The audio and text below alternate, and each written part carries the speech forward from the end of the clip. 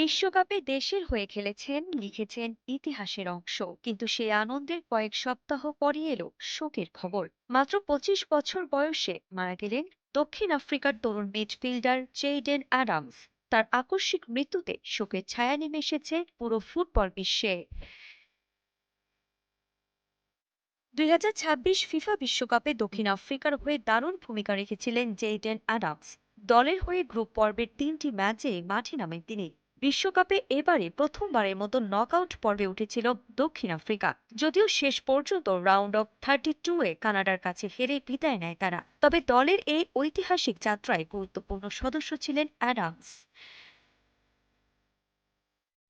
মেক্সিকোর বিপক্ষে বিশ্বকাপে প্রথম ম্যাচে ছিলেন শুরুর একাদশে। চেক প্রজাতন্ত্রের বিপক্ষের ম্যাচে আগে জানতে পারেন তার দাদির মৃত্যুর খবর। ব্যক্তিগত শোক নিয়েও দেশের হয়ে মাঠে নেমেছিলেন তিনি। তার ফুটবল ক্যারিয়ার শুরু হয়েছিল স্টেলেনবোশ এফসির যুব দল থেকে। এরপর ক্লাবটির হয়ে খেলেছেন 139টি ম্যাচ। 2025 সালে যোগ দেন দক্ষিণ আফ্রিকার অন্যতম সফল ক্লাব মামেলোডি সানডাউন্সে, যেখানে জিতেন লিগ শিরোপা ও আফ্রিকান চ্যাম্পিয়ন্স লিগ।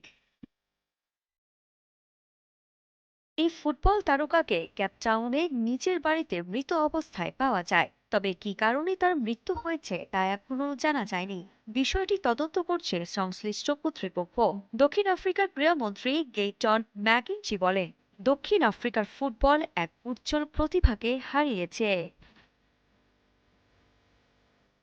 ফিফা সভাপতি জিয়ানি ইনফান্তিনো থেকে শুরু করে সতীর্থ ও সমর্থকরা জানিয়েছেন যে তরুণ ফুটবলার কয়েকদিন আগেও বিশ্বকাপের মঞ্চে দেশের স্বপ্ন বয়ে নিয়ে চলেছিলেন, আজ তিনি শুধু স্মৃতি। জেডেন অ্যাডামসের মৃত্যু দক্ষিণ আফ্রিকার ফুটবলে তৈরি করল এক বড় শূন্যতা। আরিফা জাহান ফিরোজ, কালের কণ্ঠ স্পোর্টস।